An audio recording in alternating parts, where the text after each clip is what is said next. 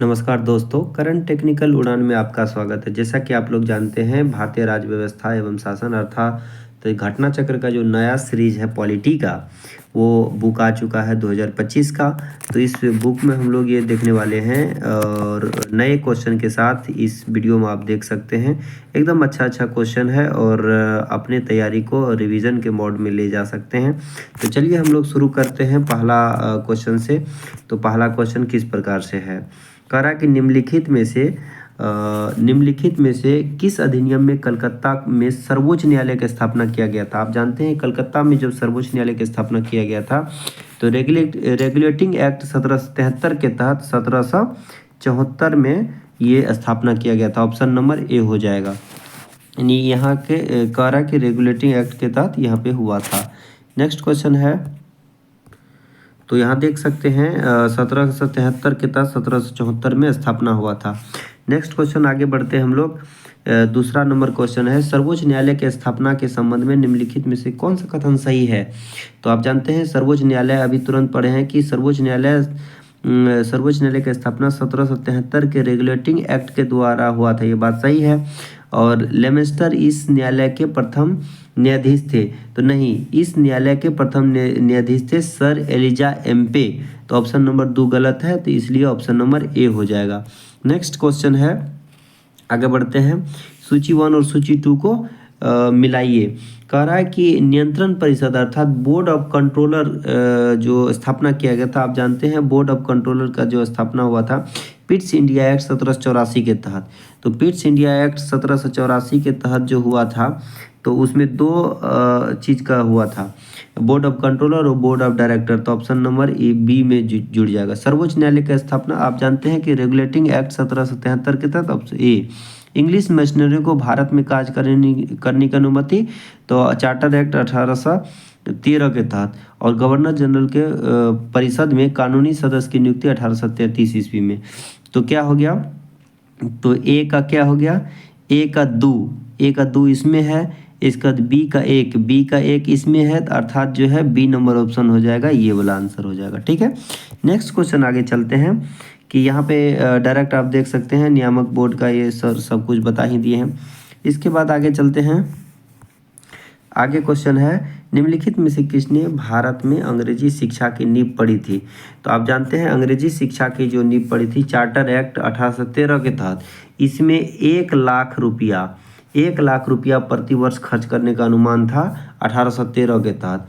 इसके बाद general committee of public instruction 1823 ईस्वी में बैठा था। ये बात सही है। प्राच्य आंग्ल विवाद भी था, तो इसमें नींव पड़ी थी तीनों से।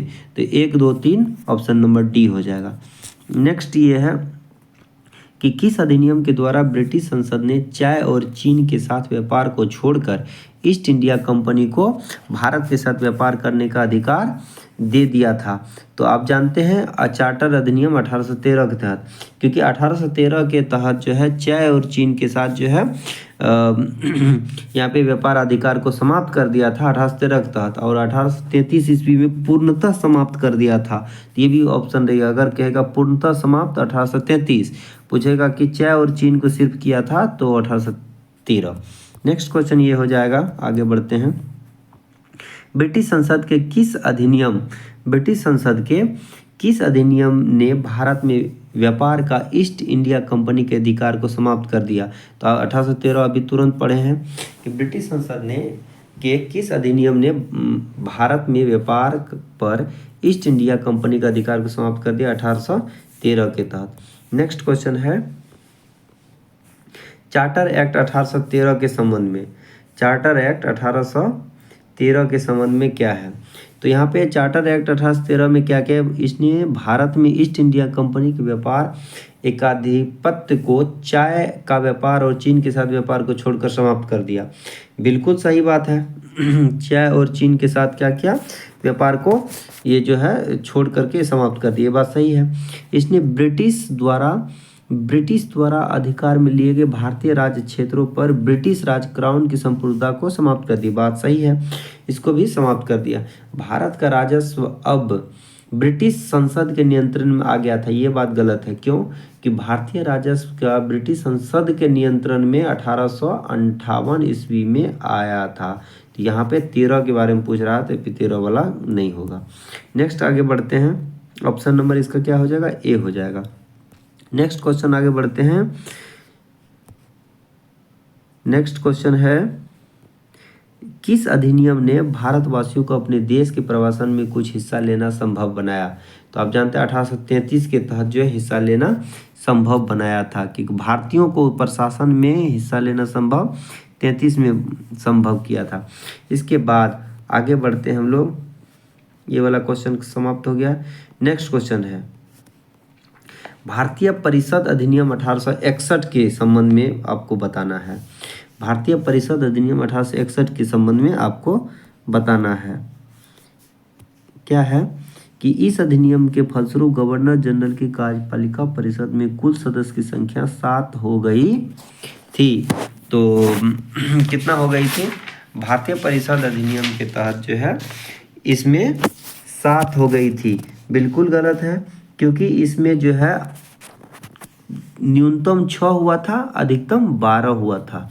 तो ऑप्शन नंबर 1 कैंसिल। विधि निर्माण के लिए अतिरिक्त सदस्य की संख्या कम से कम 6, अधिकतम 12, ये सही है। प्रांतीय और केंद्रीय विषय की इसी तरह का भेदभाव नहीं रखा, ये भी बात सही है। अर्थात ऑप्शन 2 और 3 किधर है? बी नंबर में। तो ऑप्शन नंबर बी हो जाएगा आंसर। इसके बाद है भारतीय परिषद अधिनियम 1892 के संबंध में कथन पर विचार कीजिए। कह रहा है कि 20 जून 1892 वाला जो क्वेश्चन है, कह रहा है कि 20 जून 1892 को लागू किया गया था। बिल्कुल नहीं। ये जो है भारतीय परिषद अधिनियम 92 जो कब लागू किया गया था? 3 फरवरी 1892 को लागू किया गया था। ठीक है। और कुल 24 सदस्य में से गैर सरकारी सदस्य की संख्या 5 थी। बिल्कुल नहीं। 24 में से गैर सरकारी सदस्य की संख्या 10 थी। ये भी गलत हो गया, ये भी गलत हो गया। सदस्य को पूरक प्रश्न पूछने का अधिकार दिया गया, तो पूरक प्रश्न पूछने का अधिकार नहीं, सिर्फ प्रश्न पूछने का अधिकार दिया गया था 1892 के तहत। पूरक प्रश्न पूछने का अधिकार 1909 के तहत मार्ले मिंटो सुधार में दिया गया था। ऑप्शन नंबर 3 भी गलत हो गया। तो इसमें 1, 2, 3 तीनों गलत होगा, लेकिन सही पूछ रहा है तो ऑप्शन स्टार मार दिया। इसके बाद है, निम्नलिखित में से किस अधिनियम के अंतर्गत भारतीय संविधान परिषद को बजट पर बहस करने की शक्ति दिया गया था?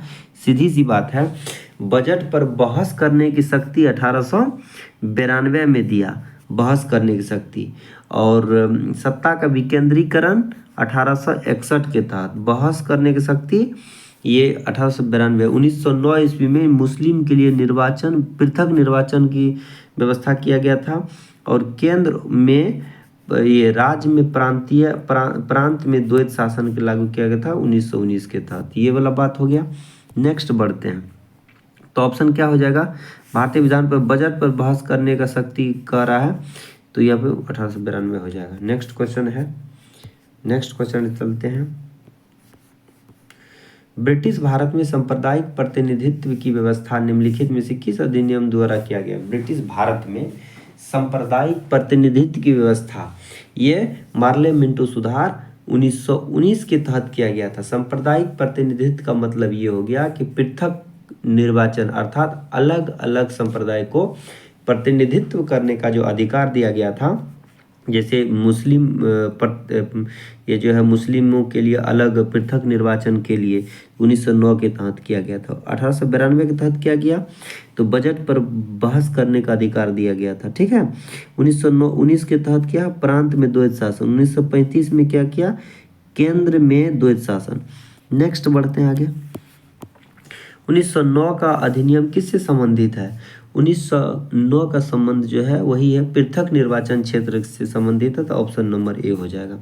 नेक्स्ट क्वेश्चन है, निम्नलिखित में से किस एक अधिनियम द्वारा भारत में संघीय न्यायालय की स्थापना किया गया था? आप जानते हैं कि संघीय न्यायालय की स्थापना 1934 ईस्वी में हुआ था। संघीय न्यायालय की स्थापना 1934 के 35 के तहत 1937 में हुआ था। तो 1 अक्टूबर 1937 ईस्वी को संघीय न्यायालय की स्थापना किया गया था।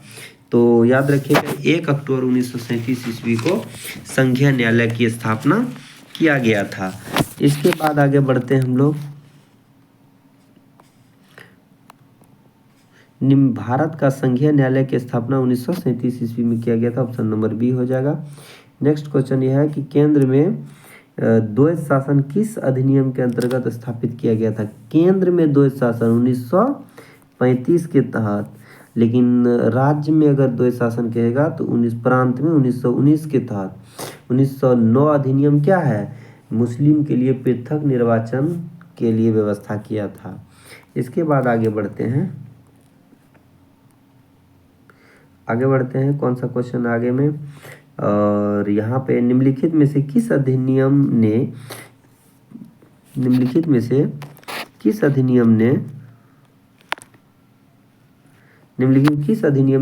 केंद्र में द्वैध शासन, सीधा सा 1935 है मारो।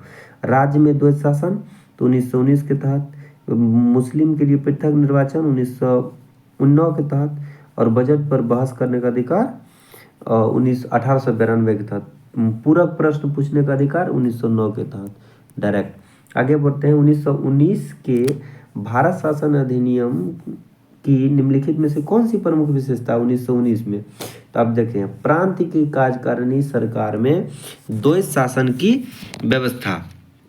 तो प्रांत की कार्यकारिणी शासन में द्वैध मतलब राज्य में द्वैध शासन, बात सही है मारो। मुसलमान के लिए पृथक निर्वाचन मंडल की व्यवस्था नहीं, ये 1909 के तहत किया था। और केंद्र द्वारा प्रांत को विधायिनी शक्ति का हस्तांतरण, बिल्कुल सही। 1919 में जो है ये क्या था, केंद्र का जो शक्ति है प्रांत में हस्तांतरण कर दिया था। तो 1 और 3 सही है, तो 1 और 3 सी नंबर सही है। आगे बढ़ते हैं।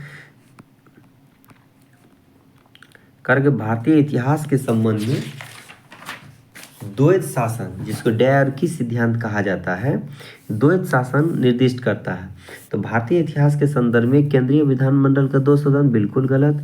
द्वैध शासन का मतलब है प्रांत में द्वैध शासन 2 वर्ग में बांटा गया है। ऑप्शन नंबर डी हो जाएगा। नेक्स्ट क्वेश्चन है भारत सरकार अधिनियम 1919 के भारत सरकार अधिनियम 1919 में प्रांतीय सरकार के कार्य पर आरक्षित रिजर्व और अनरिजर्व विषय के अंतर्गत क्या रखा गया था? तो सीधा सा बात है, भारत सरकार के अंतर्गत न्याय प्रशासन, भू राजस्व और पुलिस, ये सब जो है रखा गया था रिजर्व कैटेगरी में। अनरिजर्व में स्थानीय स्वशासन हो जाएगा, अर्थात 1 3 4 ऑप्शन नंबर सी हो जाएगा। नेक्स्ट क्वेश्चन है कि किस अधिनियम ने प्रांत में द्वैध शासन प्रणाली की स्थापना किया था? सीधा सा प्रांत में पूछेगा तो 1919 के तहत, राज्य प्रांत में अगर केंद्र में पूछेगा तो 1935 के तहत। इसके बाद 1861 में क्या किया था? 1861 के तहत जो है ये व्यवस्था दिया गया था भारतीयों के लिए। 1909 के तहत पृथक निर्वाचन सभा की व्यवस्था किया गया था। इसके बाद आगे चलते हैं। भारतीय विधान पालिका प्रथम बार द्विसदनीय बनाई गई। तो विधान पालिका प्रथम बार द्विसदनीय बनाई गई, तो कब बनाया गया था? 1919 द्विसदनीय बनाई गए थे ना। तो भारतीय विधान पालिका प्रथम बार द्विसदनीय 1919 के तहत बनाई गई थी। क्यों कि 1919 के तहत बनाई गई थी? क्योंकि प्रांत में द्वैध सदन जो बनाया गया था, कब बनाया गया था? पहली बार 1919 के तहत बनाया गया था, दूसरी बार 1935 के तहत बनाया गया जी। इसके बाद चलते हैं। केंद्र में कौन सा एक्ट द्विसदनीय विधायिका है? तो द्विसदनीय विधायिका कौन सा है? 1919 के तहत कौन सा कि प्रांत में द्वैध शासन लागू किया गया था। इसके बाद आगे चलते हैं। 1919 के मोंटेक्यू चेम्स्फोर्ड सुधार में 21 वर्ष से अधिक आयु की सभी महिलाओं के लिए मताधिकार की संस्तुति किया गया था। बिल्कुल नहीं, क्योंकि 1919 में जो है ये महिला के लिए इस तरह का बात थी ही नहीं, क्योंकि कोई आयु वर्ग का कोई डिटेल था ही नहीं। 1935 के गवर्नमेंट ऑफ इंडिया के तहत महिलाओं के लिए आरक्षित सीट का प्रावधान, ये सही है, 2 नंबर सही, ऑप्शन नंबर बी सही हो जाएगा। नेक्स्ट आगे बढ़ते हैं। भारतीय सिविल सेवा के संदर्भ में निम्नलिखित कथन पर विचार कीजिए। भारतीय सिविल सेवा के संदर्भ में कि भारत सरकार अधिनियम 1919 के तहत भारत सरकार अधिनियम 1919 में भारतीय सिविल सेवा के लिए एक अलग परीक्षा का प्रावधान किया गया था। ये बात सही है। इसी के तहत 1922 ईस्वी में भारत के इलाहाबाद और दिल्ली में सिविल सेवा की परीक्षा हुआ था। भारतीय सिविल सेवा 1941 में भारतीयों का प्रतिशत अधिक होगी, ये भी बात सही है। तो ऑप्शन नंबर क्या हो जाएगा? ऑप्शन नंबर ये हो जाएगा, दोनों हो गया, तो ऑप्शन नंबर सी हो जाएगा। Next question option number C हो गया। ठीक है, नेक्स्ट बढ़ते हैं आगे। निम्नलिखित में से किस अधिनियम द्वारा 120 सदस्य वाले चैम्बर ऑफ प्रिंसेस की व्यवस्था किया गया था? तो 1919 के तहत चैम्बर्स ऑफ प्रिंसेस की व्यवस्था किया गया था। 1919 के तहत 120 सदस्य वाले, जिसको चैम्बर ऑफ प्रिंसेस को कहते हैं नरेंद्र मंडल, जो 1919 ईस्वी में स्थापना किया गया था। इसके बाद आगे बढ़ते हैं। केंद्रीय विधानसभा के निम्नांकित में से कौन से निर्वाचक मंडल शासन 1919 के तहत आता है? तो 1926, 1945, 37 वाला नहीं आता, तो ऑप्शन नंबर सी हो जाएगा। नेक्स्ट क्वेश्चन है कि भारत शासन अधिनियम 1919 के अंतर्गत भारतीय विधायिका का अंतिम निर्वाचन किस वर्ष हुआ था? तो आप जानते हैं 1945 ईस्वी में अंतिम निर्वाचन हुआ था 1919 के तहत, और 1947 में तो मतलब भारत देश आज़ाद ही हो गया था। इसके बाद आगे बढ़ते हैं। राष्ट्रपति के अध्यादेश निर्गत करने की शक्ति किसके पास है? राष्ट्रपति के अध्यादेश निर्गत करने की शक्ति किसके पास है? तो 1935 के अधिनियम में ये साफ साफ लिखा गया है। इसके बाद आगे बढ़ते हैं। निम्नलिखित में किस अधिनियम द्वारा संवैधानिक निरंकुशता का सिद्धांत प्रवृत्त किया गया है? संवैधानिक निरंकुशता का जो शासन है 1935 के संविधान से लिया गया है। 1935 के संविधान 1935 ऑप्शन नंबर सी हो गया। नेक्स्ट क्वेश्चन है, भारत के संविधान के में केंद्र और राज्य के बीच किया गया शक्ति के विभाजन इनमें से किस योजना पर आधारित है? भारत के संविधान केंद्र और राज्य के बीच शक्ति का विभाजन जो है किसके तहत है? 1935 के तहत जो है शक्ति का विभाजन जो है इसमें उल्लिखित है 1935 के तहत। इसके बाद निम्नलिखित में कौन एक भारत सरकार अधिनियम 1935 की मुख्य विशेषता में से नहीं है? भारत सरकार अधिनियम 1935 की विशेषता में से नहीं है। तो इस अधिनियम द्वारा अखिल भारतीय महासंघ का प्रावधान था, बात सही है। इसमें जो है अवशिष्ट विषय पर विधायिका आवंटित नहीं पाती है, नहीं है। भारतीय प्रांतीय स्वायत्तता के सूत्रपात, ये भी बात सही है। प्रांतीय द्वैत शासन, ये भी बात सही है, ये सही है। अवशिष्ट शक्ति के बारे में नहीं है, ऑप्शन नंबर बी हो जाएगा आंसर। नेक्स्ट क्वेश्चन है, निम्नलिखित में से किसने ब्रिटिश भारत में प्रांतीय स्वायत्तता शुरू किया था? तो ब्रिटिश भारत में प्रांतीय स्वायत्तता जो शुरू करने वाले थे भारत शासन अधिनियम 1935 के तहत। ऑप्शन नंबर इसमें है, हाँ सी नंबर है। भारत शासन अधिनियम 1935 के तहत किया गया था, प्रांतीय स्वायत्तता को शुरू किया गया था। इसके बाद जो है एक संघीय व्यवस्था और केंद्र में द्वैत शासन भारत में लागू किया गया था। आप जानते हैं 1935 के तहत केंद्र में, 1919 के तहत प्रांत में 1909 में पृथक निर्वाचन सभा। नेक्स्ट क्वेश्चन है कि अखिल भारतीय महासंघ स्थापित करने का प्रावधान शामिल किया गया है। अखिल भारतीय महासंघ की स्थापना कब हुआ था? 1935 ईस्वी में।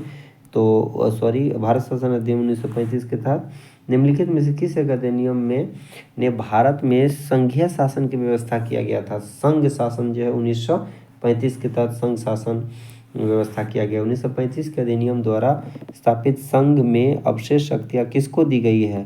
तो गवर्नर जनरल को 1935 के तहत जो है गवर्नर जनरल को अवशिष्ट शक्तियाँ दिया गया था। अभी भारत के राष्ट्रपति को दिया गया अभी वर्तमान में। भारत शासन अधिनियम 1935 के तहत प्रस्तावित संघीय प्रणाली क्या है? तो भारत शासन अधिनियम 1935 के तहत प्रस्तावित संघीय प्रणाली थी तो भारत संघ, फेडरल ऑफ इंडिया जो है ये भारतीय संघ के तहत आता है। तो फेडरल ऑफ इंडिया भारतीय शासन अधिनियम 1935 के तहत कौन सा संघीय प्रणाली थी? तो भारत संघ प्रणाली थी, option number B. Next question ये है, निम्नांकित में से कौन सा एक भारत शासन अधिनियम 35 में स्वीकार किया हुआ महत्वपूर्ण और अस्थायी अवयव नहीं है? तो ये है देश में लिखित संविधान, ये अवयव 1935 का नहीं है।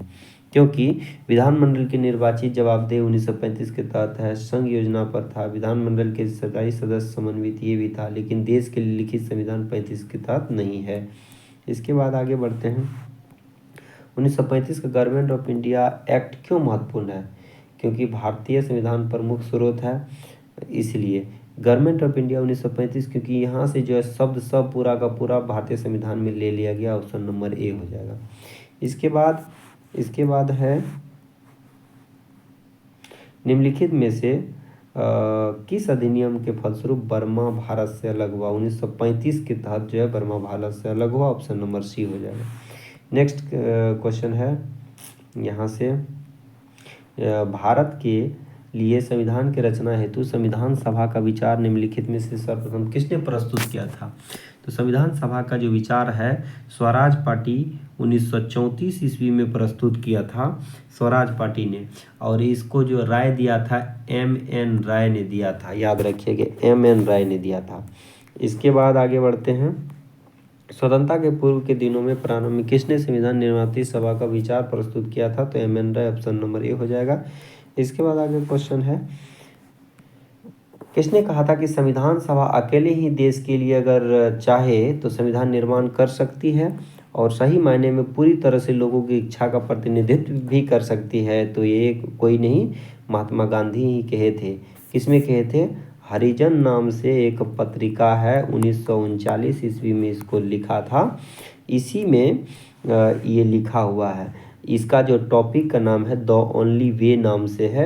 हरिजन पत्रिका में लिखा हुआ है कि भारतीय संविधान के लिए जो है सबको एक सच्चा साथ में लेके चल सकता है।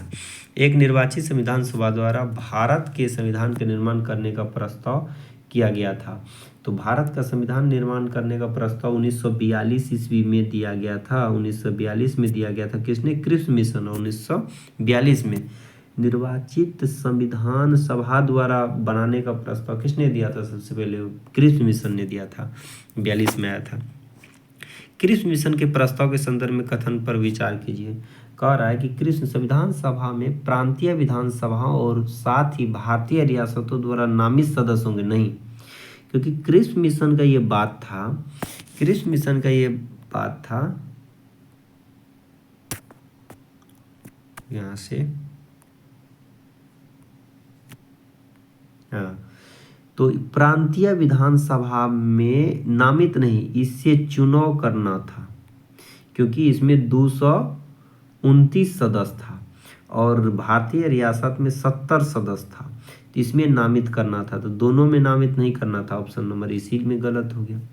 नया संविधान स्वीकार करने के लिए जो भी प्रांत तैयार नहीं होगा उसे अधिकार होगा कि भावी स्थिति में ब्रिटेन के साथ वो संधि करे। ये बात सही है। ऑप्शन नंबर बी हो जाएगा ये, क्योंकि क्रिप्स मिशन का बात पूछ रहा है। तो क्रिप्स मिशन कहा था कि प्रांत से आप चुनाव करा लीजिए, भारतीय रियासत से मतलब ऐसे नॉमिनी कर दीजिए। तो यहाँ तो दोनों नॉमिनी कह रहा है, इसलिए गलत हो गया।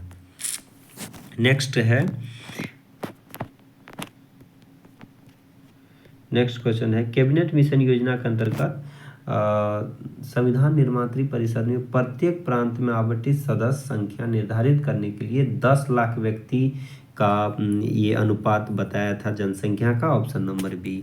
नेक्स्ट क्वेश्चन ये है, इन व्यक्तियों में से कौन कैबिनेट मिशन का सदस्य नहीं था? तो 3 व्यक्ति था कैबिनेट मिशन का सदस्य, Stafford Cripps, Pethick Lawrence, AB Alexander. William Wood जो है ये नहीं था, क्योंकि अलेक्जेंडर जो नौसेना का प्रमुख था, एबी अलेक्जेंडर मंत्री था, और स्टैफोर्ड जो क्रिप्स था ये बोर्ड ट्रेड का अध्यक्ष था, पैथिक लॉरेंस जो था भारत का सचिव था। तो ये बात याद रखिएगा। भारतीय संविधान सभा का गठन किया गया था। तो भारतीय संविधान सभा का जो गठन था कैबिनेट मिशन 1946 के अंतर्गत जो है, कैबिनेट मिशन के तहत जो है संविधान सभा का गठन किया था 9 दिसंबर 1946 को। इसके बाद है, संविधान सभा का निर्माण किस योजना के तहत किया गया था? तो संविधान सभा का जो निर्माण किया गया था कैबिनेट मिशन 1946 के तहत किया गया था। इसके बाद 46 में अंतरिम सरकार में कार्यपालिका परिषद के उप सभापति कौन थे? तो जवाहरलाल नेहरू उपसभापति थे, अंतरिम सरकार में उपसभापति जवाहरलाल नेहरू थे। इसके बाद निम्नलिखित में से कौन अगस्त 1946 में गठित प्रथम अंतरिम राष्ट्रीय सरकार का सदस्य नहीं था? तो राष्ट्रीय सरकार के सदस्य डॉक्टर राजेंद्र प्रसाद थे, चक्रवर्ती राजगोपालाचारी थे और एस राधाकृष्णन नहीं थे, जगजीवन राम थे। क्योंकि श्रम मंत्री जगजीवन राम, खाद्य एवं कृषि मंत्री राजेंद्र प्रसाद, चक्रवर्ती राजगोपालाचारी को शिक्षा मंत्री कहा गया। तो इसमें तीनों तो था, लेकिन सर्वपल्ली राधाकृष्णन जी नहीं थे। इसके बाद प्रथम अंतरिम राष्ट्रीय सरकार 24 अगस्त 1946 को घोषणा किया गया था, अंतरिम राष्ट्रीय सरकार। इसके बाद आगे क्वेश्चन है, वेवेल योजना के अनुसार कार्यकारी परिषद में हिंदू और मुस्लिम सदस्य की संख्या समान होनी चाहिए थी। कौन कौन आया? क्रिस मिशन आया, कैबिनेट मिशन आया, वेवेल योजना आया। ताकि क्यों आया था? क्योंकि विश्व युद्ध जो चल रहा था उसको रोकने के लिए यहाँ से सेना भेजना था और उसके तहत जो है भारत को आज़ाद करना था। तो वेवेल योजना कहा था कि हिंदू मुस्लिम का जो एकता समान होनी थी। क्यों? क्योंकि वेवेल का विचार था कि ऐसी व्यवस्था से भारत का बंटवारा बच जाता। तो ऐसी बात नहीं थी, क्योंकि इस तरह से बात ये नहीं थी कि एक तो सही है, बंटवारा से मतलब नहीं था। ऐसा इसलिए कहा गया कि ये दोनों जो है बंटवारा से बच नहीं, मतलब जो है भाईचारा बनी रहे, इसलिए वेवेल योजना का ये बात था। कौन सा कथन भारतीय संविधान के विषय में सत्य है? तो वह वयस्क मताधिकार पर आधारित था। भारतीय संविधान सभा जो था वयस्क आधारित नहीं था। ऑप्शन नंबर ई कट गया। प्रत्यक्ष निर्वाचन का परिणाम था? बिल्कुल नहीं था, अप्रत्यक्ष था। बहुदलीय निकाय थी? बात सही है। अनेक समितियों के माध्यम से कार्य की भी बात सही है। ऑप्शन 3 और 4 सही है। ऑप्शन नंबर सी हो गया सही। ऑप्शन नंबर सी हो गया सही यहाँ पे। इसके बाद आगे बढ़ते हैं, भारतीय संविधान के संबंध में निम्नलिखित में से कौन सा कथन सही है?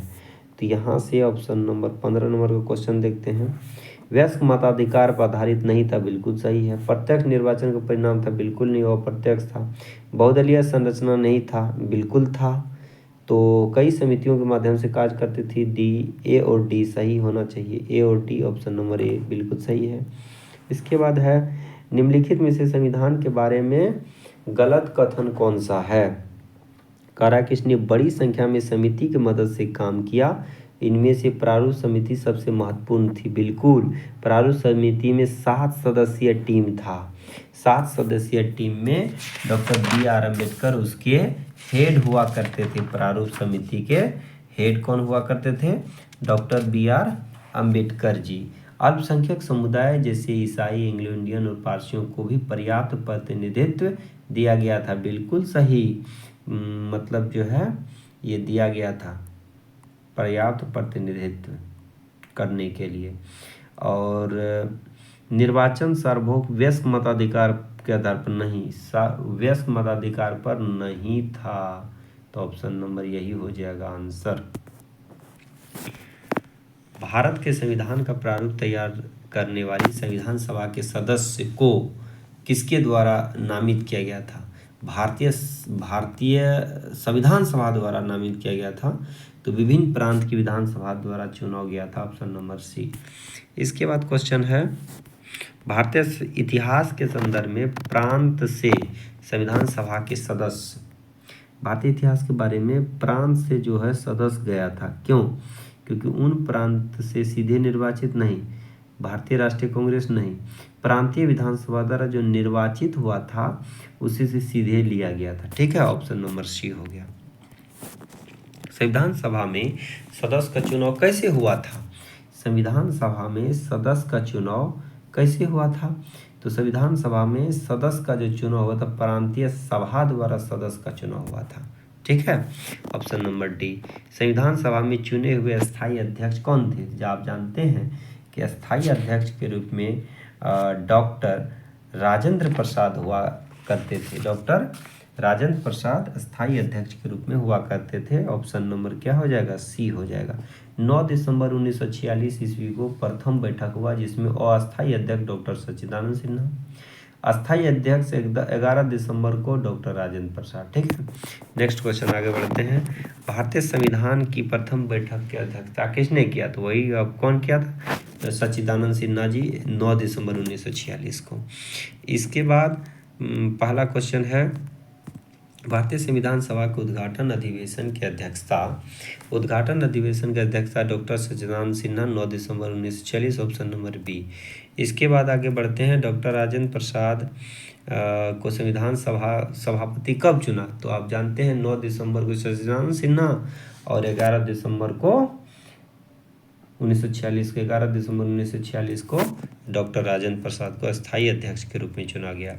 भारत की संविधान निर्मात्री सभा के अध्यक्ष कौन थे? तो निर्मात्री सभा के अध्यक्ष डॉक्टर राजेंद्र प्रसाद थे, option number A. Option number A, निर्मात्री सभा के अध्यक्ष कौन थे? डॉक्टर राजेंद्र प्रसाद। स्वतंत्र भारत की संविधान सभा के अध्यक्ष कौन थे? स्वतंत्र भारत के संविधान सभा के अध्यक्ष आप जानते हैं doctor Rajendra Prasad, option number B. Next question है, संविधान सभा के संदर्भ में क्या सही है? 9 दिसंबर को पहली बैठक हुई, ये भी बात सही है। इसके प्रथम अस्थायी अध्यक्ष नहीं, अस्थायी अध्यक्ष डॉक्टर सच्चिदानंद सिन्हा, ये गलत हो गया। मुस्लिम लीग ने संविधान सभा के प्रथम बैठक का बहिष्कार किया, ये भी बात सही है। तो 1 और 3 सही है।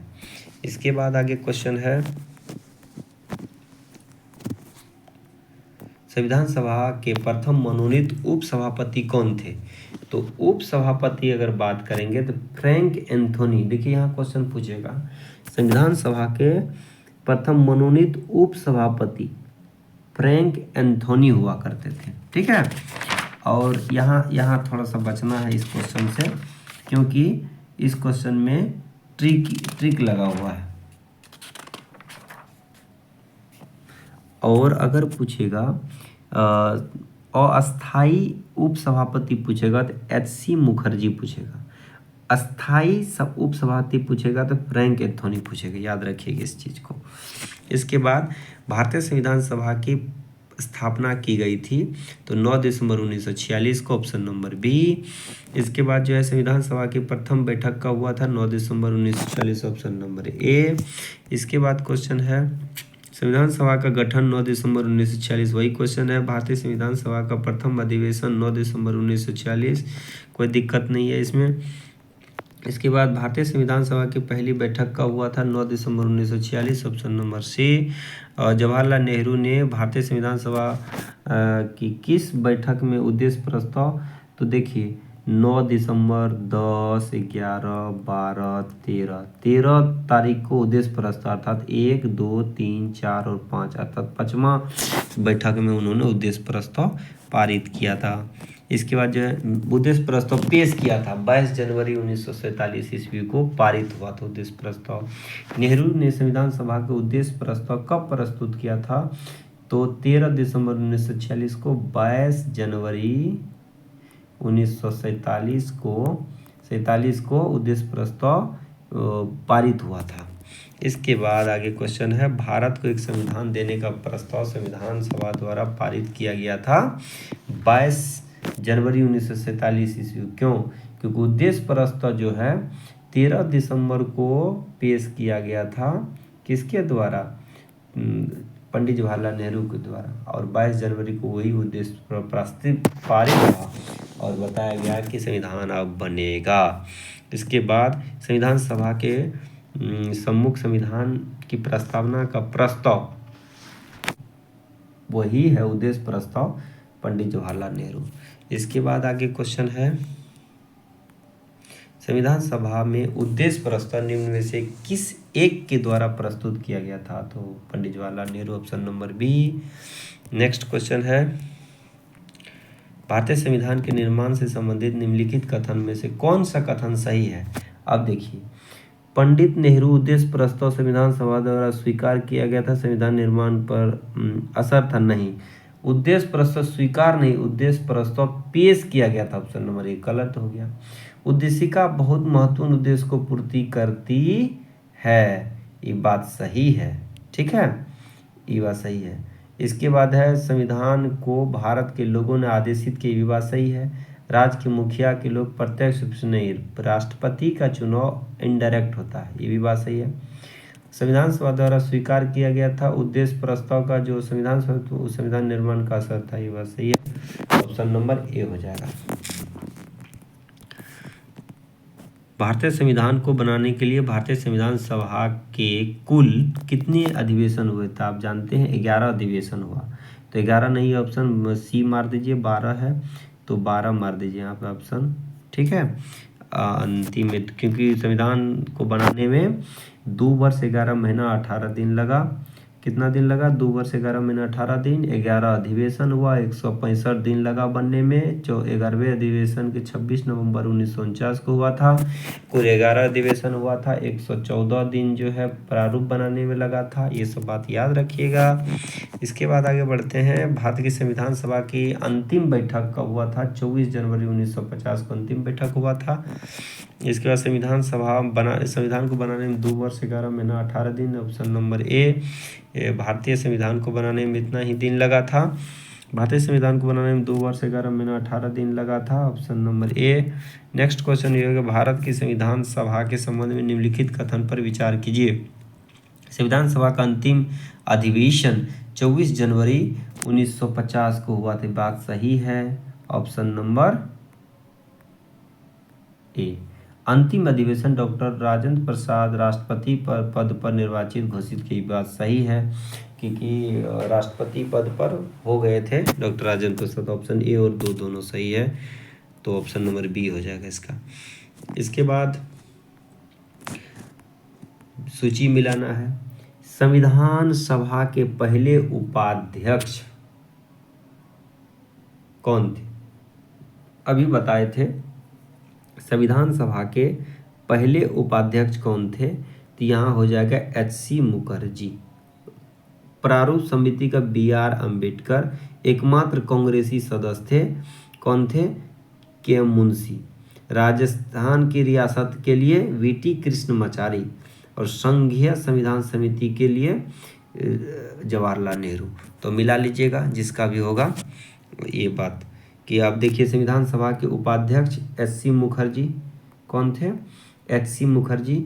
और प्रारूप समिति का मुंशी जी, राजस्थान के लिए VT कृष्णमाचारी, संघ संविधान के लिए जवाहरलाल नेहरू जी।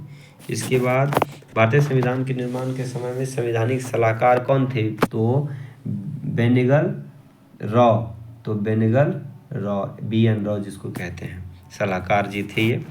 इसके बाद आगे क्वेश्चन है, भारतीय संविधान का प्रथम प्रारूप किसने तैयार किया था? तो प्रारूप जो है तैयार BN राव ने किया था, ऑप्शन नंबर बी हो गया।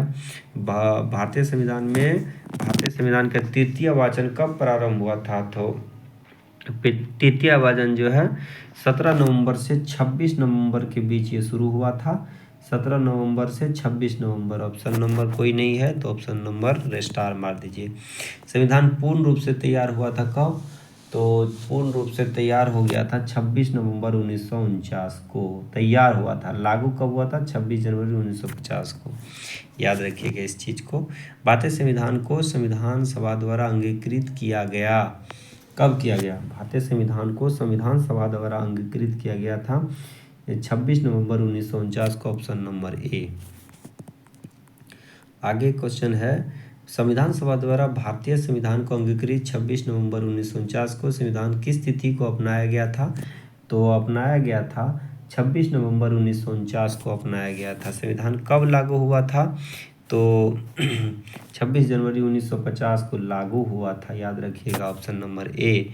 भारत का संविधान डैश को लागू हुआ था 26 जनवरी 1950, ऑप्शन नंबर बी। भारत के संविधान 26 जनवरी के दिन लागू करने का निर्णय इसलिए किया गया था, क्यों? क्योंकि 26 जनवरी कांग्रेस ने इस तिथि 1930 ईस्वी से ही कांग्रेस स्वतंत्रता दिवस मना रहा था। क्यों? क्योंकि लाहौर अधिवेशन हुआ था 1929 ईस्वी में, उसमें पूर्ण स्वराज का मांग पंडित जवाहरलाल नेहरू जी ने किए थे और उसी पूर्ण स्वराज के मांग को लेकर के 1930 ईस्वी से 26 जनवरी को स्वतंत्रता दिवस मनाया जा रहा था। इस तिथि से 1942 में भारत छोड़ो आंदोलन प्रारंभ हुआ? बिल्कुल नहीं, क्योंकि यही ऑप्शन ए नंबर हो जाएगा। इसके इसके बाद है भारतीय संविधान दिवस 26 नवंबर को मनाया जाता है, क्योंकि 26 नवंबर 1949 की बात है। अधिनियमित आत्म अर्पित करते हैं संविधान प्रस्ताव में लिखा हुआ है। इसके बाद है संविधान दिवस के बारे में निम्नलिखित कथन पर विचार कीजिए। संविधान दिवस के बारे में, नागरिकों के बीच संवैधानिक मूल्यों को संदर्भित करने के लिए संविधान दिवस प्रतिवर्ष 26 नवंबर को मनाया जाता है। बात सही है। 26 नवंबर 1949 को भारत की संविधान सभा ने भारत के संविधान प्रारूप तैयार करने के लिए B.R. अम्बेडकर की अध्यक्षता में एक प्रारूपण समिति बनाई गई। बिल्कुल नहीं, प्रारूप समिति तो बेटा 24 अगस्त 1946 ईस्वी को ही बना था। तभी तो 2 वर्ष 11 महीने 18 दिन के बाद बना। तो 26 नवंबर वाला ये गलत है। ऑप्शन नंबर ए सही है, ए सही है, 2 गलत है, ऑप्शन नंबर सी हो जाएगा। इसके बाद क्वेश्चन है, भारतीय संविधान को अपनाया गया था किसके द्वारा? भारतीय संवैधानिक सभा द्वारा अपनाया गया था। ऑप्शन नंबर ए हो जाएगा आंसर। भारतीय संविधान सभा द्वारा संविधान को अपनाया गया था। भारतीय संविधान को 26 नवंबर 1949 को किसके द्वारा अधिनियमित किया गया था? संविधान सभा द्वारा अधिनियमित किया गया था। इसके बाद क्वेश्चन है, भारत का संविधान अंगीकृत अधिनियमित हुआ 26 नवंबर 1949 को। इसके बाद कालानुक्रम, प्रारूप समिति की नियुक्ति 24 अगस्त 1946। भारतीय संविधान अधिनियमित ये 26 नवंबर 1949। और भारतीय संविधान के प्रवृत्त होने की तिथि मतलब 26 जनवरी 1950। संविधान प्रथम बैठक 9 दिसंबर 1946। मिला लीजिएगा सब लोग। इसके बाद इसी में देख लीजिए, इसको स्क्रीनशॉट लीजिए। संविधान सभा की प्रथम बैठक 9 दिसंबर 1946 है ना। और प्रारूप समिति 29 अगस्त 1947 और अंगीकृत अधिनियमित 26 नवंबर 1949 और प्रवृत्त होने की तिथि 26 जनवरी 1950। नेक्स्ट आगे बढ़ते हैं। B.R. अम्बेडकर का संविधान सभा में निर्वाचन हुआ था कहाँ से? अब देखिए, इस क्वेश्चन को बहुत बारीकी से मानना पड़ेगा। डॉक्टर भीमराव अम्बेडकर का संविधान सभा में जो निर्वाचन हुआ था मुंबई प्रेसिडेंसी से, लेकिन डॉक्टर भीमराव अम्बेडकर पहला निर्वाचन कहाँ से लड़ा था? तो पश्चिम बंगाल से लड़ा था। तो ऑप्शन नंबर, यहाँ संविधान सभा वाला पूछेगा तो मुंबई से मारेंगे, ऑप्शन नंबर बी। इसके बाद क्वेश्चन है, डॉक्टर भीमराव अम्बेडकर का जन्म और मृत्यु 1891 में जन्म हुआ था, 1956 में इसकी मृत्यु हुआ था, ऑप्शन नंबर बी। और जन्म हुआ था 14 अप्रैल 1891 ईस्वी महू मध्य प्रदेश में। और दिल्ली में इसकी मृत्यु 6 दिसंबर 1956 को दिल्ली में मृत्यु हुई थी। इसके बाद क्वेश्चन है, तृतीय गोलमेज सम्मेलन के विचार विमर्श की परिणति भारत सरकार अधिनियम 35 पारित होने के स्वरूप से संबंधित है। बात सही है। इसके बाद आगे बढ़ते हैं। भारत सरकार अधिनियम 35 के संदर्भ में, भारत सरकार अधिनियम 35 के संदर्भ में क्या है?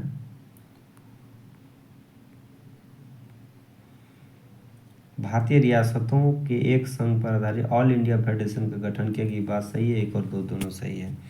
इसके बाद भारत का संविधान देश की आवश्यकताओं की पूर्ति करता है। बात सही है।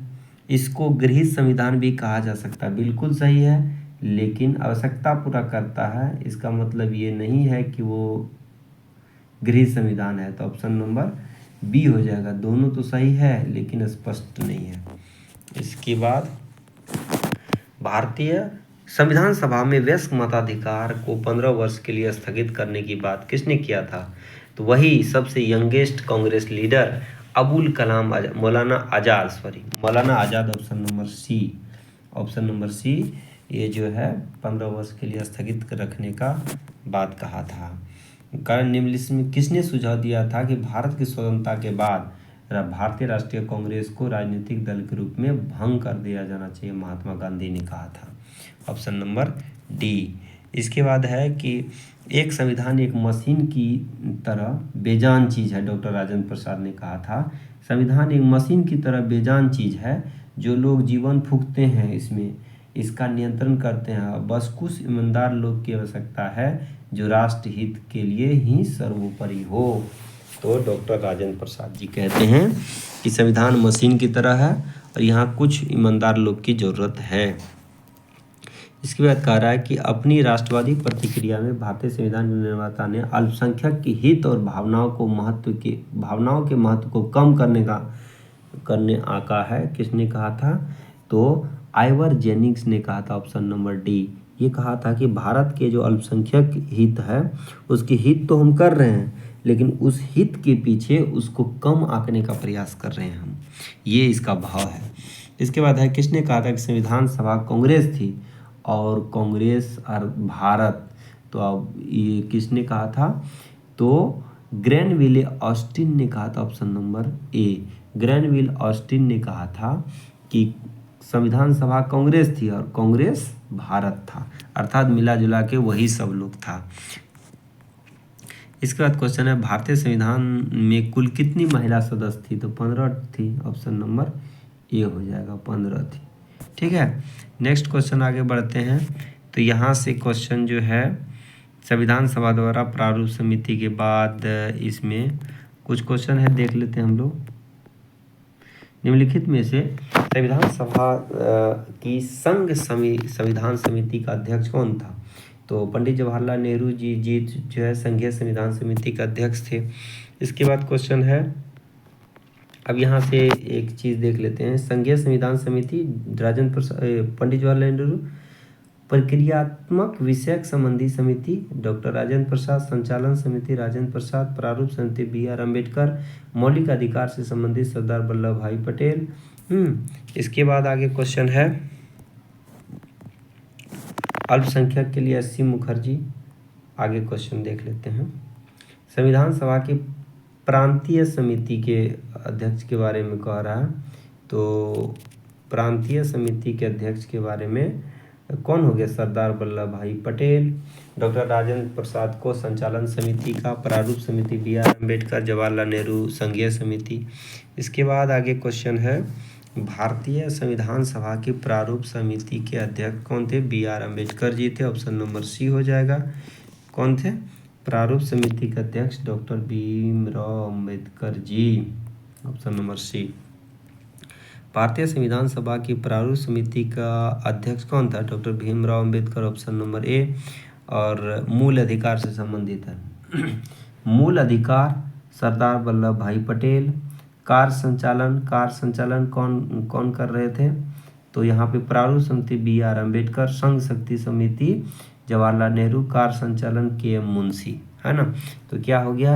ए का 4 हो गया। ए का 4 किस में है? ए में है। बी का 3 है, इसलिए ऑप्शन नंबर ए हो जाएगा इसमें। संविधान सभा द्वारा स्थापित मौलिक अधिकारों और अल्पसंख्यकों हेतु सलाहकार समिति के अध्यक्ष कौन थे? संविधान सभा द्वारा स्थापित मौलिक अधिकार और अल्पसंख्यक समिति के अध्यक्ष कौन थे? सरदार वल्लभ भाई पटेल। मौलिक अधिकार जानते ही हैं। डॉक्टर भीमराव अम्बेडकर की अध्यक्षता में, क्वेश्चन बहुत अच्छा है, इसको देख लीजिएगा कि अध्यक्षता में कितने अन्य सदस्य थे। देखिए अन्य, प्रारूप समिति में आप जानते हैं 7 सदस्य था। अन्य सदस्य कितना हो गया? भीमराव अम्बेडकर जी को छोड़ करके 6 सदस्य हो गया। तो 6 सदस्य हो गया इसमें। वो 6 सदस्य कौन थे? तो 6 सदस्य एन गोपाल स्वामी अयंगर, अल्लादी कृष्ण स्वामी अयंगर, 2 अयंगर हो गया। के.एम. मुंशी जी, मोहम्मद सादुतुल्ला, बी.एल. मित्र के स्थान पर माधव राव और डी.पी. खेतान के स्थान पर टी.टी. कृष्णमाचारी जी आए थे। ठीक है, क्योंकि दोनों की मृत्यु हो गया था। कौन प्रारूप समिति के सदस्य थे? तो अभी तुरंत पढ़े हैं, अल्लादी कृष्ण स्वामी अयंगर है, ये है गोपाल स्वामी अयंगर है, ये थे, है ना। तो ये दोनों सदस्य थे। इसके बाद आगे चलते हैं। तो ऑप्शन नंबर डी नहीं, यहाँ पे है, कौन हो जाएगा? ऑप्शन नंबर सी 1 और 3। ठीक है। संविधान पांडुलेखन मतलब हो गया प्रारूप का। तो संघीय संविधान जिसको कहते हैं, को सदस्य कौन नहीं था? तो ये पे जवाहरलाल नेहरू जी नहीं थे, अयंगर, मोहम्मद सादुतुल्ला, मुंशी जी थे ही। इसके बाद जो है B.R. अम्बेडकर की अध्यक्षता में प्रारूप समिति का गठन जो है कब किया गया था? 29 अगस्त 1947 को प्रारूप समिति का गठन किया गया था डॉक्टर भीमराव अंबेडकर की अध्यक्षता में। संविधान निर्मात्री परिषद की झंडा समिति doctor Rajendra Prasad, option number B. इसके बाद है, चलो यहाँ तक हम समाप्त कर दिए हैं। ये पेज नंबर 30 देख लीजिएगा। अगला वीडियो में 30 से ऊपर हम वीडियो लाएंगे और इसमें पूरा रिवीजन आप कर सकते हैं। और अच्छा लगे तो इस वीडियो को ज़रूर कम से कम एक जगह आप शेयर कर दीजिए, यही गुजारिश रहेगी। धन्यवाद।